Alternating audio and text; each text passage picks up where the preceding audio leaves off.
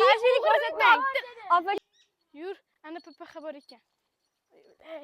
assalomu alaykum. Xo'sh, xizmat.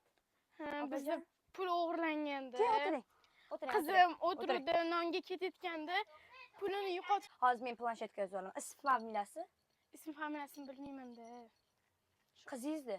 Ha, qizimni. Xo'sh, ism familiyasini yozdim. O'g'rini ko'rinishlarini aytib bering, shunda ertaroq topamiz. Opajon. Futbolka shortikda yashil edi rangi. Xo'p. Oqroq edi. Endi yugurib keyin qochib ketdi, yetolmay qoldik. Opajon, bular kim? Bular isbot. Ha, bo'ldi. Unda yuring men bilan idoraga. Xo'p, ketdik. Menga qayerda bo'lganini aytishga hozir o'sha yerdan topib beraman. Xo'p.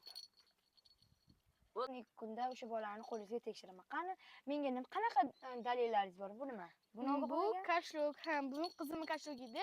Qizim yo'lda ketayotganda o'g'ri orqasidan olib ketib qoldi. O'g'rining qarzi bor ekan, mana shu qizdan. Bu qizga qarzini bergan. Keyin biz bu qizni yo'lda ko'rib qoldik, o'shanga oldik-da, buni ham erta kashlukdan olib keldi. Qarang, bu menda turadi, qo'l izlari bor bunda. Bo'lsa kerak, nima? O'sha ham bo'lsa bor, bunga tegmaymiz. Qo'l izlari bilan aniqlaymiz. Qarang, siz menga ma'lumot bersangiz.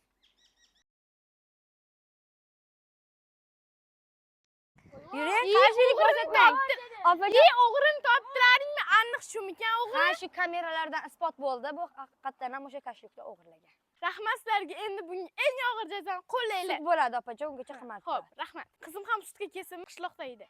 Kelsa ham bo'ladi, kelmasa ham bo'ladi. Siz guvohingizni bilsangiz bo'ldi. Ha, qizimni endi o'g'irlab ketganda kashlukdan. Shu bilan yuring bu yoqqa. Ha, qo'yvor. Qo'yib yubormayman hozir. Hozir odam chaqirishimga to'g'ri keladi. To'g'ri. Endi nimaga mana shuni pulini o'g'irladim, endi mana shu qamoq jazosida o'tiribman.